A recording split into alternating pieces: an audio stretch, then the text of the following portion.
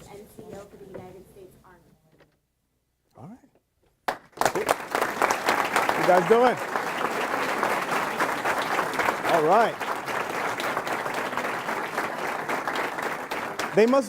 They must be giving away free pizza or something in here. I don't know how everybody ended up here. So first, guys, let me just say this. I know you probably got voluntold to come today. And so you may or may not be here out of your own fruition. But I want to say thank you to all of you for the opportunity to just spend a few minutes with you talking. I'd love to have a conversation with you rather than just some adult up here telling you stuff. But I do want to spend a few minutes with you today talking a little bit about maybe where I came from, and you might find a lot more similarities between me and you than maybe meets the eye. I'm a kid from Lawrence who left here 27 years ago, joined the Army with the intent of being in exactly 4 years and getting out.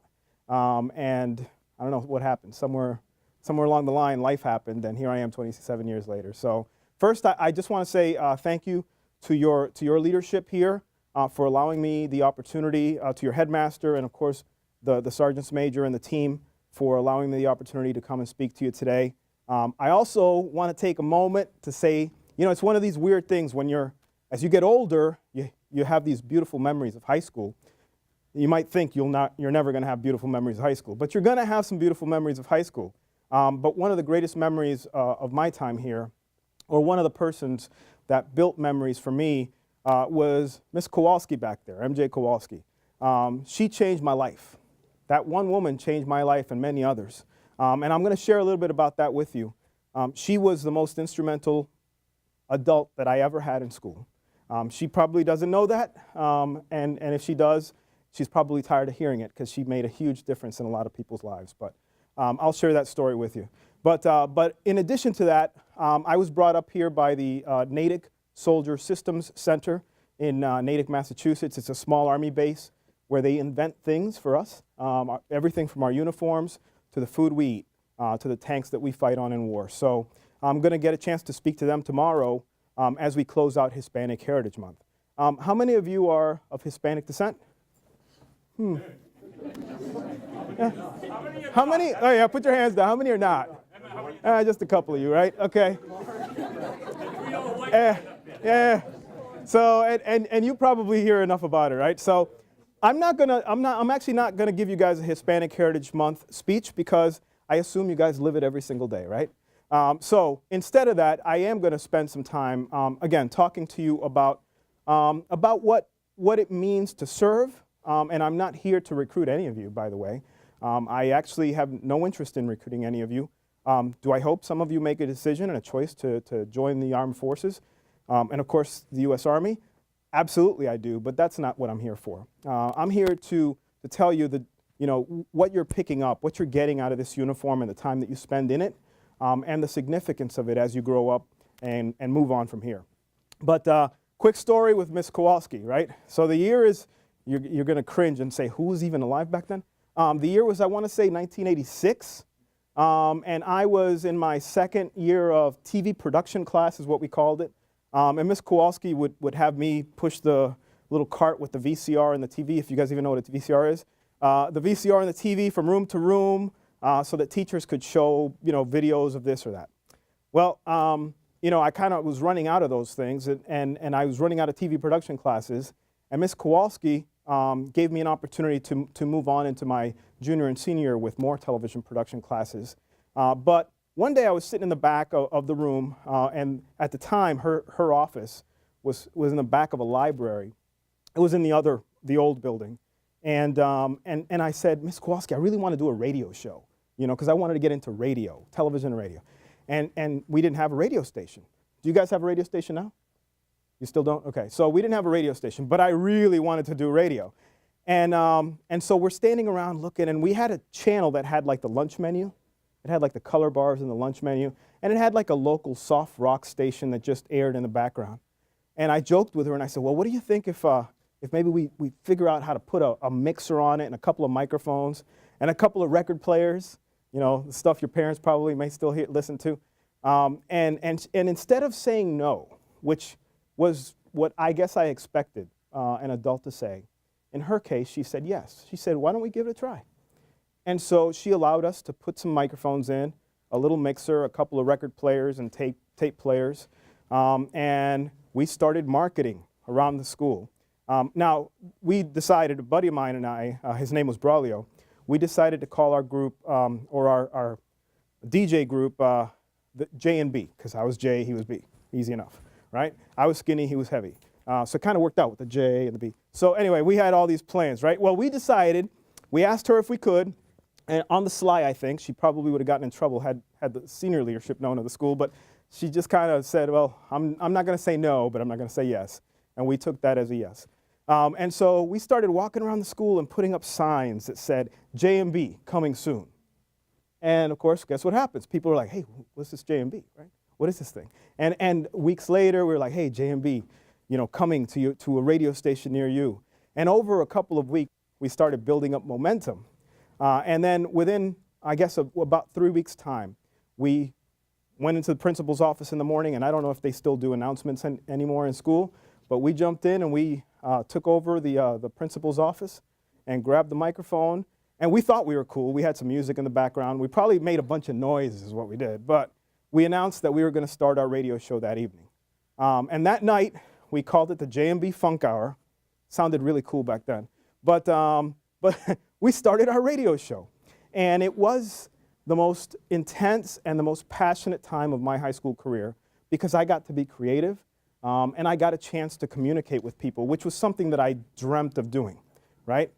But none of that would have been possible if that woman didn't take a chance on us and allow us to do it. So I know you have a lot of teachers like that right now that take a chance on you. And I ask you to take a moment and appreciate them because you will later, but it's always best to appreciate them while they're doing things for you and helping you. So I got into public affairs in the Army. I didn't know public affairs existed. I didn't know radio and television in the Army existed. But a friend of mine told me about it, and it kind of piqued my interest. I chose to go to the recruiter's office, and I said, hey, do you guys have people that work in radio and television? And they were like, yeah, we do, actually. We have an entire network of radio and TV stations around the world. And so that totally piqued my interest. I didn't have any college. I sure didn't have any experience other than the J&B Funk Hour at my school. And so I chose to join the Army. And it has been a terrific ride ever since. So what I learned from the Army, and I guess what kept me in the Army, past the fun of working in radio and TV, and I worked doing live television news. I worked DJing in different countries. I was in Korea, Panama, Germany, Italy, Afghanistan, and Iraq too, believe it or not. But in all of those places, I had an opportunity to communicate with our soldiers and our civilians who lived over there. And that was incredibly, incredibly special for me. But I guess what kept me in the Army past all of that was what I found inside. And what that was a feeling of camaraderie, of brotherhood, of sisterhood, fraternity, if you will, and the opportunity to excel.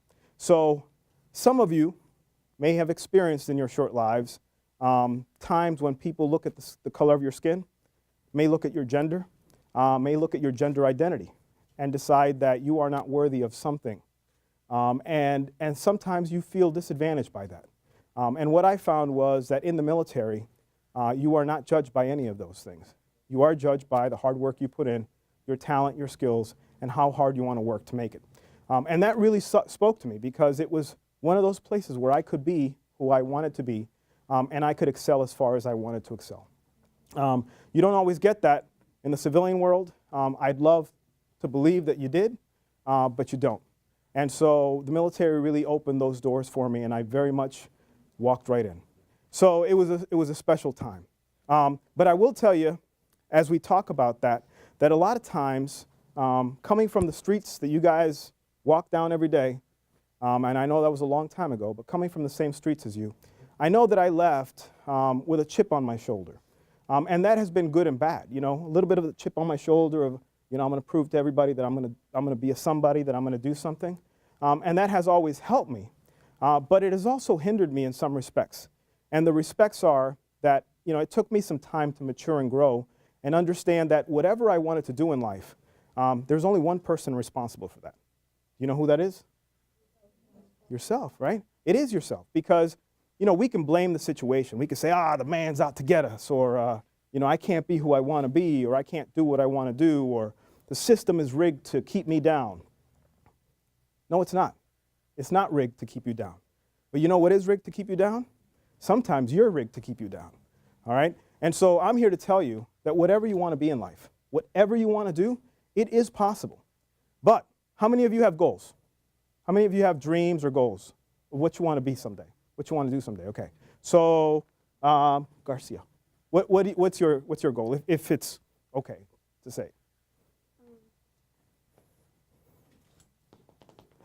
You want to be a singer? You want to be a singer? You do? You want to be a hip hop artist or a singer or? It's a dream. Okay. Yeah. No, but nothing wrong with that, right? I mean, if there weren't people that dreamt of being singers, we'd have a really boring existence, wouldn't we, without music, right? So, what steps are you taking right now to get better at it or to work your way there? Like, what step did you take today? None. That's the problem, right? The problem is when we have goals every single day, you have to work toward that goal. And it's hard in high school because you got so many competing things, right? But the reality is every day that you miss not working toward your goal, a goal is not enough. And I think I believe that. I believed I had this dream. Believe it or not, my dream was not the Army. My dream was to get out and go work for CBS News. And I was just going to get out of the Army, and I was just going to drive straight to New York and knock on the door. And they were going to be like, Jose, come on in. That's what I thought was going to happen, right? And that's not how it worked out. But bottom line is, I worked every day. When I chose to become a soldier, when I chose to stay a soldier, I worked every single day with the dream of someday becoming a sergeant major. I had no guarantees. It was going to be my hard work, my skill, my passion, the long hours. There are very few people that are lazy and also happen to be self-made, right? Now, there's a lot of lazy people that happen to have money because maybe they just stumbled upon it, right? Maybe it was something their parents left them. But the bottom line is, for those of you that are coming up, you're going to have to put in the work. And you can't put in the work later, okay? The work has to happen now. And a lot of things compete against that. But every time something competes against it, if it's a real goal, if it's a real dream, you really have to push that stuff aside. And especially if it's negative stuff. And the negative stuff doesn't have to stop at school. Maybe there's negative stuff in your household. Maybe there's negative stuff in your neighborhood. Maybe you're living in a tough environment. I sure did. I lived on the other side of town, but definitely it was a very, very rough environment where I grew up. A lot of people told me that I couldn't be what I wanted to be. A lot of people laughed and said, hey man, just get a job at the factory like the rest of us, right? Or sell drugs or whatever, right? So I surely could have gone down that road. But had I gone down that route, I probably wouldn't be here in front of you. I'd probably be dead or in jail. And I know that some of you probably have relatives, friends that have already gone down that road and may have already met some of those very, very, very difficult and ugly outcomes. So I'm here to really encourage you and talk to you about the fact that anything you want to be, and I know you hear that all the time, anything you want to be, you can be. You can, but it's not enough to dream. Action is where it's at. If you're not acting toward your goal every single day, finding a way to get a little closer, then you're not doing it. Where are my athletes? Who wants to be an athlete? Okay. So what do you do every day? What do you do? You're an athlete? What do you do every day? What's your sport? Basketball? Okay. Is that something that you want to do into your future, or is that just a current? No? Anybody has it as a goal, like a life goal? NBA, NFL? Some of you back here? Some of you? You want to do what? Drafted? So are you working toward that right now? That's what I'm talking about. You're working toward it right now. And trust me, I'm not saying don't have relationships, don't have friendships, don't hang out. But what I found was all I tended to do was have relationships, hang out, and sometimes that did not go great for my grades. I was really good at hanging out. I probably could get an A at hanging out. But hanging out doesn't pay the bills, right? and it sure doesn't point you toward where you want to go. So I encourage you to figure out what it is that you want to be passionate about. Now, you might say, well, I'm young and I don't really know yet, and that's okay too. But the only way to figure it out is to experience different things, right? To get out there and experience and figure out who you want to be. Every minute that you spend not pointing yourselves towards some goal is a lost minute. You guys may not know this, but you know, we're on Earth about 30,000 days. Now, 30,000 days sounds like a lot of time. But I'm at 17, whatever it is, 17 something, 17 and change at my age, so I probably only have, you know, another 30 years if I'm lucky, right? You guys have a little bit more time, but every single day is a day lost. So I encourage you to jump in right now, all right? Focus on your studies. For those of you that want to go to college, focus yourselves on going to college. You're not going to miracle your way there, all right? It's not going to happen, all right? You can't just hope for a great grade the day before grades come out. It's not the way it works. Or you hope that, that you're going to throw yourself at the teacher's mercy and hope that they'll hook you up. It's not the way it works. Your grades are a reflection of how much work you're putting in. And if you're not getting great grades, who's to blame? Yourself, right? But if you are getting great grades, and if you are focused toward your future, then when you make it, you can look and say, that was me, right? That was me. I chose to do this, and I did. And there are so many people from this community that have grown out of this community and have traveled the world and have done great things, some of them in uniform, others in their civilian colleagues. I've got a friend that's a local. His name's Scott Proposky. He does photography. He and I were in school together, both inspired by that lady back there. And I'm sure he's a millionaire. I'm still waiting for him to send me some money. But he is an incredibly successful photographer who photographs for major corporations, photographs for the Patriots games, and in addition, I think Red Sox as well. And then outside of the Boston area, I mean, he travels all over the world and getting a lot of money for what he does. He's passionate about it. He chooses to do that, and he did that. And he started right here. He started where you guys are sitting. It's possible. And people are, you're going to look left and right, and people are going to tell you can't do it. And every time someone says you can't do it, whatever it is that you choose to do, you just look them in the eye and you just say, just wait. And then start acting. Because again, a goal, a dream is just not enough. It's just not going to get you there. So I do want to spend some time talking to you guys a little bit and, maybe getting to know today's LHS and where you guys are from and, what some of your experiences are. So I'm going to stop. But again, if you take nothing else away from this moment, I hope that you take away this. You are in charge of your life. Nobody else. Not your circumstances, not the color of your skin, not your gender. It might be more difficult because of the color of your skin, because of your gender, because of your gender identity, because you're tall or short, heavy or thin, whatever the case is. But it's not impossible. It's not impossible, but you have to act. Because a goal without action is just a dream. And guess what? Dreams are in dreamland. They're not in real life. All right? For you to get paid, for you to do the things that you want to do and be successful and be happy, you must act. And that has to happen today. You can't wait until you're in college. You can't wait until you're out in the civilian workforce. You have to start building those habits today. Okay? So let me stop there, you guys. I just want to, again, just get to know you guys a little bit. So I know I got some folks in the back of the room, so I'm going to ask you guys, kind of loud out there, I'm going to ask you guys to tell me a little bit about yourselves. I'm just going to point to a couple of you. And I know everybody's freaking. Everybody's like, not me. Not me. Don't talk to me. So, hey, right there, the guy with the blue, the guy looking down with the blue thing. What's your name, man? What's your name? What's your name? Nesto? What grade are you in? What do you want to be? Do you know yet? You don't know what you want to do? You don't know yet? All right. Are you going to what classes are you taking? Like what average classes? Are you taking any electives that you like? Which ones? JRTC? That's one heck of an elective, isn't it? Look, man, that's a heck of an elective right there. Yeah. Yeah. Good stuff. How about yourself? Hi. I'm Alicia. I'm a junior, and I want to be an artist or a musician. An artist or a music, like a painting artist or? Outstanding. Outstanding. Who else? Who else? Tell me about yourself. Go ahead. Yeah, you. Hidalgo. Yeah, that's you. Edward? You like long walks on the beach? I mean, this is your platform, man. You know, there might be somebody in here that likes it. All right, outstanding. How about over here? How about yourself over there in the corner?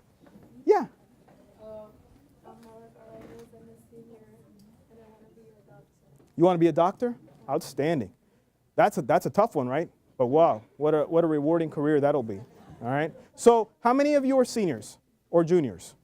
How many juniors? Okay. How many of you have applied already for FAFSA and for college already? Okay. So when you do FAFSA, right, and when you do some of these college applications, I don't know how it is for you guys, but I'll tell you, the first time that I ever filled any of those documents out, I did it on my own. I had no idea what I was doing, right? And it asked questions that I didn't know the right answer to. And I just figured, well, I don't know, I'm just going to make something. I didn't even have an idea as to what to put in some of those things. That comes back and bites you in the wrong side, okay? So I encourage you, when you're filling those things out, if you don't, like my mom only spoke Spanish, and she did not go to school in the United States, and she didn't know anything about it, I went and found teachers who could help me, right? And I stepped back and I said, I was a pretty prideful guy. I thought I had all the answers even when I didn't. And so it was really tough, right? And I didn't really want to go to anybody. I was like, I'll figure it out on my own. But I was so thankful that I did, because those teachers have college degrees. They've been down that road, right? And so they can help you better understand some of those, what might be complicated questions to you, but they can put them in terms that you will understand. I very much encourage you to do that, especially with the FAFSA. Go to your counselors, go to your teachers that you trust, because they can help you through some of those questions that you may not have the answer to. Because what happens is you fill out FAFSA and you just kind of figure that the government's just going to give you a bunch of money. That's not the way it works. If you fill out the wrong thing and the wrong page at the wrong box, you end up getting, maybe a little bit of money, or surely not as much as you may need to go off to college. And then you end up, at the local, 5 and Dime somewhere working over at Showcase. Nothing wrong with that. Great theater. Is it still open? No. It just closed? Is there a theater here anymore? What? No theater anymore?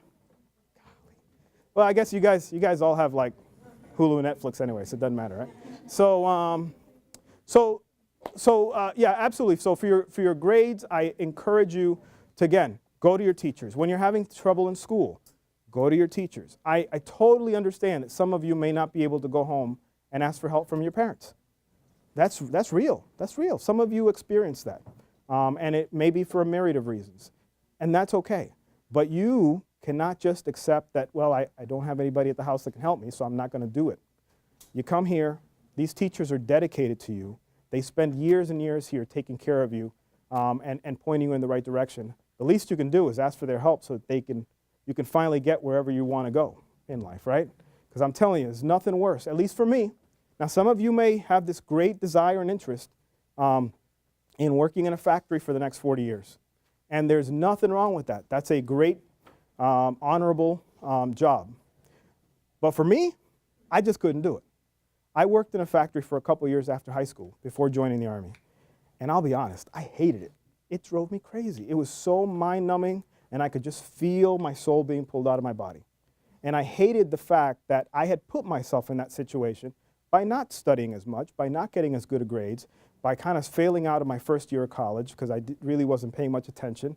And so I was in a really bad place back then. And again, it wasn't until I stopped feeling sorry for myself and stopped blaming the world around me, and I chose to do something. In my case, that something ended up being in front of a recruiter down on Essex Street back in those days. So that's where the recruiters used to be. And I went to him, and he changed my life for sure. But it all started with people like the lady in the back, like these instructors right here, these professors and these sergeants major. They're here to help you. They're here to point you in the right direction. But you have to succeed You deserve it, and you owe it to everybody that's ever come through this school before to succeed, all right? Now, are all of you going to succeed? I don't know. You all have the potential. Some of you will, some of you won't. And the difference will always be who acted and who just kept dreaming, all right? What else? What else? Are there any Army questions I can answer for you, or, you know, Pentagon stuff, or? How was airborne training? How was airborne training? It was terrible. It was hard. Now, it wouldn't have been hard had I been young, but I was 29 when I went through, which isn't old, but in the Army, 29, it feels a lot more like 49. So it was a little bit harder for me, but that's a lot of running. But let me tell you, once you jump out of that plane the first time, it's the most amazing feeling in the world. Actually, that's not true. When you touch the ground and you count your fingers and toes and you're like, I'm still alive, everything's still here, you're like, yeah, it's a euphoria like I've never experienced before. It was the most amazing thing ever. Earning those wings was one of the most proud moments of my life. Well, that was good. That was a good question. What else? What else can I answer for you guys? I got to get a couple more questions or else they don't pay me. So somebody's got to ask me something, you know. Yeah. I signed up at 19, and I left for my job. It wasn't available until January, so I didn't leave until I had already turned 20. So I spent 2 years after high school kind of figuring my way around, doing a lot of nothing. And I can never get that back. I learned a lot. I learned what I didn't want to be and what I didn't want to do. But and maybe that's the only way that I was going to learn it, was to experience it myself. But I'm here, and your teachers are here, hoping that you don't have to experience those kinds of things, that you can go straight to where your goals and your dreams are. That was good. Thank you. Yes? What advice would you give to someone who's like really struggling to find what they want to do? Yeah. Well, if you don't know what you want to do, then do lots of things. Because the only way to figure out what you want to do is to kind of, sometimes you have to happen upon it, you know? And there's nothing wrong with not knowing what you want to do. Trust me. There's lots of 40 and 50-year-old people that still don't know what they want to do in their life, okay? So that's not a bad thing per se. But what is a bad thing is if you're 40 or 50 still trying to figure out what you want to do with your life, you've just spent the last 40 or 50 years not focused on a direction, on a goal. So I encourage you to try lots of things. If you don't know what you want to be, take different classes, take different interests. And sooner or later, something's going to feel right. And what feels right, what really gets you excited. And my marker was, there was only one class that I was excited about to come to school. That was her class. The only thing I dreamt of coming to school for.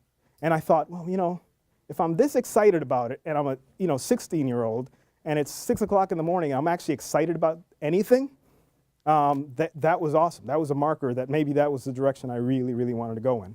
So, so do lots of different things, and wherever your heart pulls you, that's the direction to go, okay? Don't let your brain get in the way of your heart, okay? Your heart knows the direction you need to go, instinctively, okay?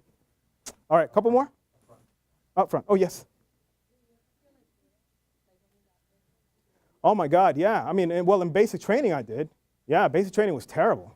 It was terrible. It was tough. I don't know that I had ever run 2 miles in my whole life. I just didn't, I had no idea what I was getting myself into. And next thing you know, I'm doing a physical fitness test, and I'm running and throwing up, and the drill sergeant's screaming, "Don't stop running, throw up while you're going." And I was like, ugh. So, and then he was like, "And don't throw up on me." So I was like, ugh. And he was right next to me. It was terrible. I was not athletic, and so it was very, very difficult. But my God, I stuck it out, And I was, I guess my hard-headedness is, if it ever wins me any points, it's that I could have given up, and other people did. But at that point, I was so angry, and I just wanted to prove something, and so I was like, I'm going to prove it by graduating, because I don't think some of these people think I'm going to make it, so I'm going to show them. But it was very, very difficult, very hard. Yes. How often do you get to see your family? I see them all the time. So of course I travel. A lot of people don't know that the military. Once you're done with training and stuff like that, it's very much like a regular career. I mean, you go home to your family.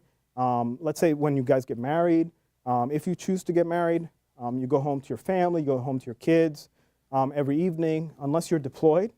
And when you're deployed, you know. But I mean, I was deployed in Afghanistan for 15 months, and then I was in Iraq, I guess about 8 months altogether on a couple of tours. But that was incredibly difficult. Those were probably my most difficult assignments, you know, being over there. But no, you get to go home every night, and you get to see them. And of course, the family that's further away, my family that's here in Lawrence, I get to see them, you know, every time I can get back up here on vacation. The Army gives you 30 days of vacation a month, paid vacation, so it's not bad. It's not a bad deal. Yes? Do you get to choose if you want to go, if you want to get deployed or not? So you get to choose your job. You don't get to choose whether you deploy or not. You can say you don't want to go. Yeah. Yeah, I mean, I guess you can say you don't want to go, and they're like, okay, just keep saying that on the plane. Way in the back. Yeah. So no, if you join the military, I mean, you have to accept that there may be those times in your career where you have to deploy. Now, some jobs are more apt to deploy. Their job, infantry, well, if they're not there, it's kind of like there's not a fight, right? So they have to be there. Guys like me, believe it or not, we deploy a lot because who tells their story? Guys like me. And so wherever they are, we are telling their story. So we do deploy. But let's say you get into like, I don't know, if you get into finance or medicine, depending on what kind of medicine you're interested in. Like my son joined the Army and he's a radiology tech. So he works like x-rays, he does x-rays at a hospital. So to do x-rays, you have to have that big machine that does the x-rays. And so it's much less likely that he will be on the front lines because of the machines that he has to use for work. He didn't do that on purpose, he just really liked that as a career. But his mom feels a lot better that he does that rather than he does what I do or what they do. That's for sure. So yeah, but when it's time to deploy, that's, you know, I mean, we do this for our country, right? We do this for your freedoms. And so if you join the service, you absolutely have to do it for that. Yes?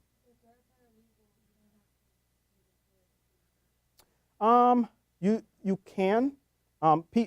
Is it as much as they do? Probably not. But believe it or not, people get in trouble everywhere.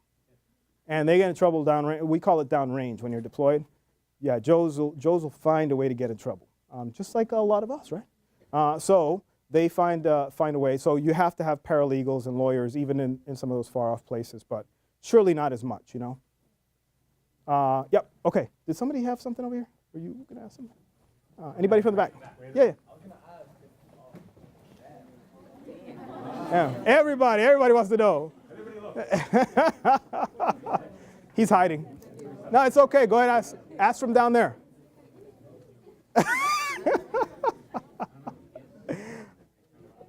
Oh, man. All right, nobody turn around. Everybody look forward. Okay, everybody's facing forward. Go ahead. No one's looking.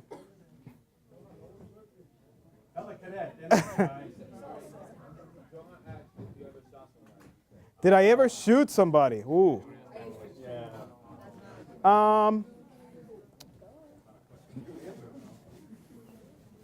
No one that didn't deserve it.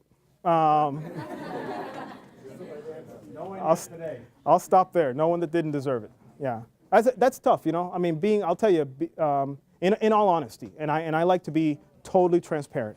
Going to war is tough, you know. And for those of you that have a desire or a calling to join the service, you know, we don't do it to die. We don't do it to get into wars. Matter of fact, most of us have no desire to go to war because we're kind of intimately involved in that process. You know what I mean? So when people on television talk about war, we're the guys that actually have to do it. So we're all about, if we don't have to, let's not. Diplomacy's awesome. Let's try that first, you know? And in those cases, when it's time and our country calls on us to do it, we have to, you know? So it's surely not an easy job. It's not an easy career, but it is a fulfilling and rewarding career. And you're doing something that's for a lot more than just yourself. You're doing it for your country, you know? And that, I was not, believe it or not, I was not super patriotic when I joined the Army. I didn't not care. I just didn't, I was a typical teenager. I was like, I don't know, whatever, right? But it wasn't until I joined and I served that I started figuring out, well, you know, I have the right to say whatever I want, however I want to, because somebody out there is fighting for that right. You know, we have these freedoms in America that we don't even stop to think about. We just don't. And maybe some of you guys come from places, or your parents came from places where that wasn't always automatic. You know, they may very well have come from places where if they said something at the bus stop about the government, they could disappear by that evening. I know people that that's happened to in other countries, you know? They couldn't be free to be who they wanted to be and do what they wanted to do. They couldn't do that in those countries. We have a lot of problems in America. We are surely not perfect. But at least here, every single one of you has an actual chance of being anything you want to be. Now, are you going to make it? A lot of that will depend on your drive, your determination, and your willing to act, your willingness to act. But you can, and that in itself is pretty awesome. You know, you just don't get that everywhere. But that was a great question. Thank you. All right, what else? There's a young lady in the back. Yes. I'm sorry, I didn't hear you.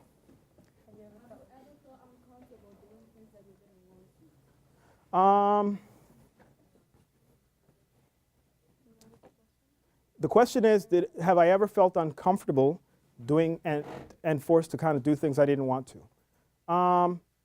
No. I didn't because I believed in what I was doing. So in the military, a lot of people think we're just kind of mindless, you know, Neanderthals, just walk around taking orders. That is absolutely not true. Every one of us has a right to say, you know, and we run everything, every decision we ever make, most of us run through three things. Is it moral, is it legal, and is it ethical? And if it doesn't meet all three of those things, we're probably not going to do it. Now, are there individuals who may do something stupid, bad, illegal, immoral, or unethical? Yes, because we are a product of our society, right? We bring people in, and as much as we try and kind of beat those things out of them, if you will, during basic training and school, and you know, if you came in with that kind of stuff, if you're the kind of person that's unethical, immoral, or you know, likes to do illegal things, well, we're probably not going to beat it all out of you. So if that's the kind of person you are, sooner or later you may do something that's that way. But for the vast majority of us, we make every effort to do things right. And when it doesn't pass one of those three tests, then I have a right to say no. I rarely do, because usually my leaders are making those decisions and thinking that process through. But surely, if it doesn't pass those three tests, I'm not doing it. Good question. Thank you very much. That was great. There was another one back. Yeah. I'm sorry? Deployed. Well, so deployed in the traditional kind of Iraq way. I've been there. I've been to Iraq twice and Afghanistan once. But I've also been to Korea twice by myself. I spent a year each time over there by myself. Surely I wasn't deployed in an austere environment. Seoul is pretty cool. If you ever get a chance to go to Seoul, Korea, it's about as wired as you can imagine. It's an amazing, amazing technologically advanced country. And in particular, Seoul, the city, it makes New York kind of look like, I don't know, makes New York look like an old New York, I guess. So it's absolutely incredible and beautiful. So is Tokyo, places like that. So, but I have, you know, I've been to Korea twice. Bosnia and Kosovo during the 1990s. There was some stuff that happened there. And my very first tour in the Army, I went to Panama, and it's where I met my wife. So we've been married 25 years, like 2 weeks ago.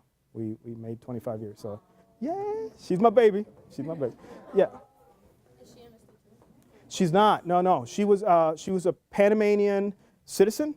She's an American now, but she was at. So one of the things you get to do when you're in the military, if you want to, is you can the military pays for you to go to school, and most bases will have colleges, universities, and colleges that will be there, and you take classes for free, and you can get your degree for free as part of your enlistment. And so she was working as an assistant at the registrar's desk for a university that I was trying to get out of a class because it was cutting into my hanging out time. And so I went because my boss told me that I had to take a class, and then I was like, okay, well, I'll register while he's here, and then when he leaves, I'll come back and unregister, and he'll never know the difference. And I went in and I said to her, hey, I want to drop this class. And she said, why? I was like, because I don't want to take this class, you know? And she's like, so you just want to hang out, right? And that really bothered me, but she was cute. And so it bothered me, but I was angry at her, but I kind of liked her for standing up to me. And she was like, you're just going to mess around. I'm not going to unregister you. And I was like, it's your job to unregister. I'm telling you, I don't want to go to this class. She was like, you're going to this class. She made me go to this class. And I took her on a date. And that's where it started. And that's where it started, yes. Yeah, she still does that. I just do whatever she tells me. That's the secret to staying married for a long time. So, yeah. What the girl says. Huh? I'm a smart man. I do what she wants. Thank you. Thanks for the great question. I thought I saw a question back here, guys. Yes. Have you met Trump? Have I met Trump? President Trump? No, I have not met him personally, no. Yeah.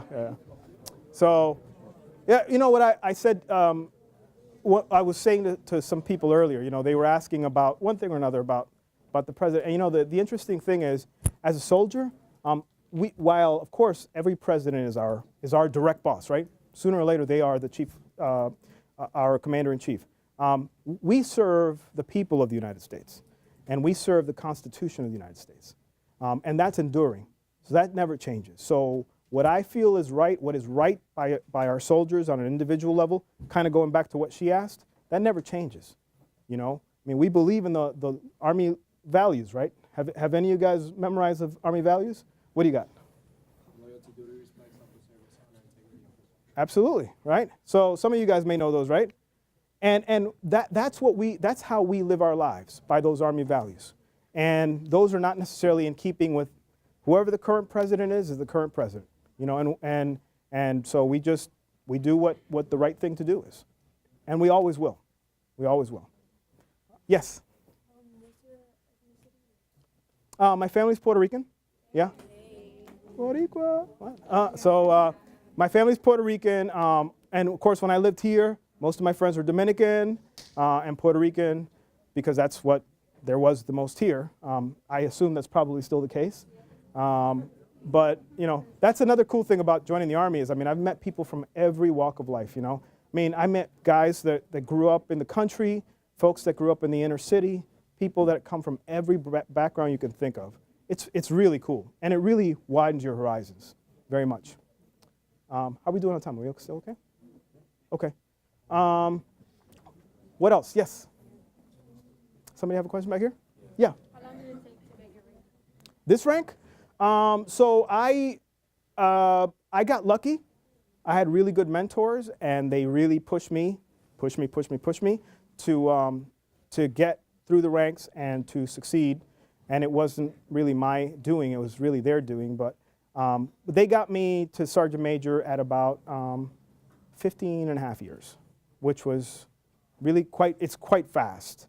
And again, it was. Now, once I made sergeant major, it took me a few years to figure that out, because you know it's a lot of responsibility. But and I've been in the Army now almost 27 years, so over 10 years of being a sergeant major. It's one of those humbling ranks. You get there, and then there's no next rank. So like a lot of the people that were your soldiers become your peers, but it's really cool. It's also an amazing experience. So, yeah. Can they take my rank away? Sure. Yeah, this rank is temporary. But this rank is temporary based off of me being a good soldier, me doing the right things.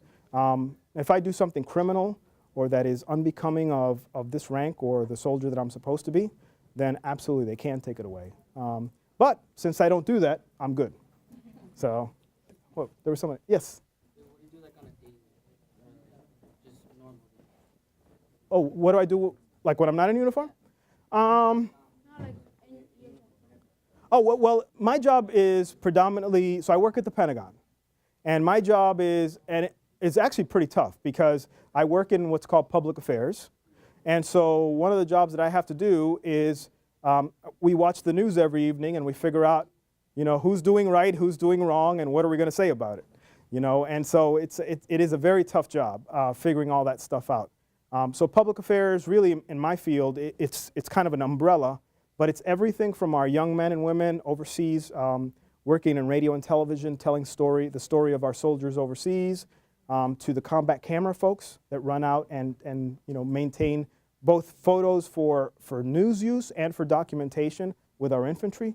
And then in addition to that, of course, we're the ones that have to roll out any idea. So for example, the Army buys a new helicopter. I'm just making this up, right? But let's say the Army buys a new helicopter, and we want the American people to know where their tax money's going. So we kind of put together a plan on how to let the American people know. As you guys know, there aren't any big Army bases up here anymore. There used to be an Army base here, but in Massachusetts, but there's no real big Army bases. And so sometimes the people that we want to recruit and the people that, that we want to communicate with and tell our story are not people that are close to us. A lot of our bases just tend to be in the South. I don't know why, it's just kind of the way it is. So it's really important for us to get out here and talk to you guys so that you understand that, we're not, kind of behind some glass and, break glass in case of war, but that every single day we're working to help, help our communities. We had 12,000 soldiers in Puerto Rico, not even close to enough, but as many as we could get there. And that's just soldiers. That's not airmen, Marines, or Navy. 12,000 soldiers. We had 15,000 in Miami, in that area, and then we had another 20,000 in Houston during that, and this is just recently. We regularly send soldiers out to help with, all the fires out west. So we do a lot of humanitarian work. And I would tell you the most special moments of my career have always come from those. I was in Haiti right after an earthquake happened in 2011, and helping pull people out of the rubble. Sometimes, unfortunately, when it's too late, but sometimes we were lucky and we got there in time. And those are the memories that are most meaningful to me, that I made a difference. So we don't just run around fighting. Surely that's our main purpose, to fight America's wars, but we do so much more than that. Great question, thank you. What else? All right, so let me do this. I don't want to keep you guys too long. You start snoring in the back. So I definitely want to stop there and get you guys off to lunch, wherever you guys are going next. But a couple things I want to do. First, I want to say, again, thank you to all of you. I know that I'm just some old dude in the front to many of you, but I want you to know that I connect to you because I lived in your shoes, and I understand some of the things that you guys may be going through. And I'll tell you again, a dream without action is just that. A goal without action is just a dream. You must act on those goals, and if you don't know what you want to be when you grow up, experience lots of different things until you find something that pulls at your heart. If it happens to be in uniform as a soldier, I'm looking forward to welcoming you into the ranks. If it's college, then go off to college and do great things, okay? But don't take no as an answer, ever. Don't take no as an answer. If you want it, you act toward it, and you never stop until you get what you want. I promise you, you can, but you got to believe, and you got to act. You do those two things, you're going to be successful, all right? So thank you very much, you guys. It's been my honor. Yep. How many? So can I get? Oh, okay. Hey, I know it's hot. I know it's hot in here. There's 100 people in here, but we have to do a quick little ceremony. So it's going to take 3 minutes, and then we're going to get you out of here to go to seminar. Okay? Sergeant Major is going to. In Army tradition, we try to recognize people that have done some outstanding things. In Army tradition, Sergeant Majors get to coin somebody. It's a coin that he carries. And there's going to be 3 people that are going to get coined by the Sergeant Major. So please just give the Sergeant Major your attention, please. So we got Cadet Staff Sergeant Junior Herrera. Where is he? Come on up. Come on. So please have a stand right there. So for those that don't know, he is the senior new squad captain. He's always giving to the betterment of the battalion without thought or personal gain. Staff Sergeant Herrera's action speaks volumes to his dedication to his community, his family, and the Lancer Battalion. So, want to do something real special. As the Sergeant Major noted, in the Army we have a tradition, and that tradition is we give a coin that bears our name or our organization's logo as a gift. So this particular one is the coin of the Sergeant Major of Public Affairs for the Army.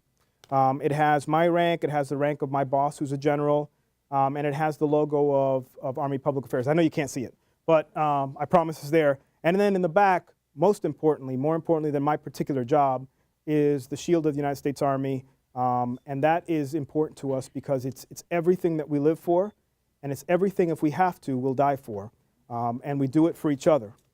We do it for each other. So, congratulations. Thank you very much. All right, there you go. All right. The next is, oh, okay, thank you. Jocelyn Regalado. Right over here. So, she's a lieutenant colonel, so I'm standing at attention.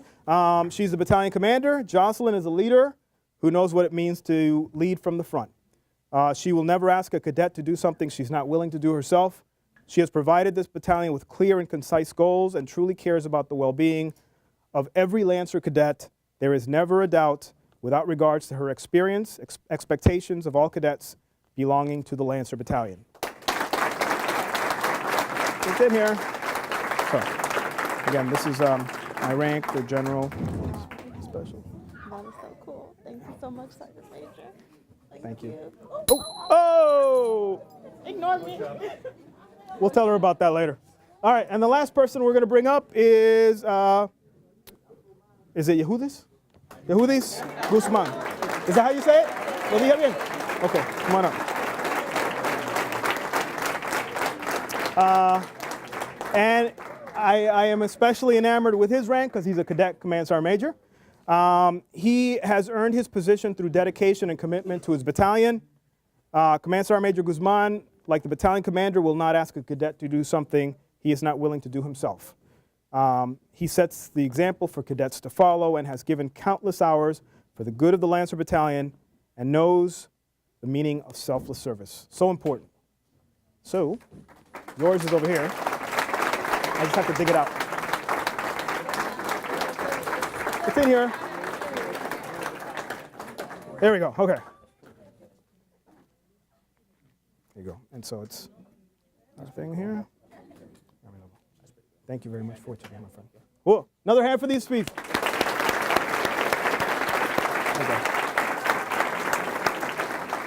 Awesome. Okay, you're gonna be out of here in 30 seconds. I promise, 30 seconds. It is. So, as gratitude from the Lancer Battalion for taking time from a very busy schedule to come and see our cadets and give them a little lecture about life, we graduate these guys. Oh my goodness. Awesome. Thank you very much. I appreciate it. I will wear this with great pride. Okay, Thank you so much. One more and we're done. Oh. Right here. Ladies and gentlemen, I would like to introduce a gentleman here who has joined the Army in 1948. Wow. 1948. That's awesome. Come on up, sir. Sir, what's your name? Lenny Inea. William? Lenny Inea. Denny? Lenny Inea. Lenny. Okay. Inier. All right. Hey, So yes. Lenny is on the cover of our book. I own the Valley Patriot newspaper. Okay. And we wrote a book about a bunch of local veterans. Uh-huh. He was in Korea. Oh. And when you said you served and you were in Seoul, he said, hey, I was there. So I thought this would be a perfect thing. We want to present That'd be this great. to you. Thank you so much. And I want you, Yeah. why don't you get in and we'll take a Yeah, picture. we'll take. All right. Hey, I was in a different career than he was in, okay? Because it was guys like him who came in and pushed a very aggressive North back and gave freedom to the people of South Korea. And South Korea has paid him and his brothers and sisters back by making one of the most technologically advanced countries on the planet. And they've done it because of guys like him. Because when he went there, there was nothing. I mean, you could not find two bricks on top of each other in the entire country. And guys like him were the reason that Seoul is what it is today. So we owe him a great debt of gratitude. Thank you so much, sir. Yeah. Oh, you want to take a photo? Here you go. Okay. There we go. Cadets, attention! I am an Army Junior ROTC cadet. I will always conduct myself to bring credits to my family, country, school, and the Corps of Cadets. I am loyal and patriotic. I am the future of the United States of America. I am the future of the United States of America. I do not lie, cheat, or steal, and will always be accountable for my actions and deeds. I do not lie, cheat, or steal, and will always be accountable for my actions and deeds. I will always practice good citizenship and patriotism. I will always practice good citizenship and patriotism. I will work hard to improve my mind and strengthen my body. I will work hard to improve my mind and strengthen my body. I will seek the mantle of leadership and stand prepared to uphold the Constitution and the American way of life. I will seek the mantle of leadership and stand prepared to uphold the Constitution and the American way of life. May God grant me the strength to always live by this creed. May God grant me the strength to always live by this creed. Say battalion dismissed. Battalion, dismissed.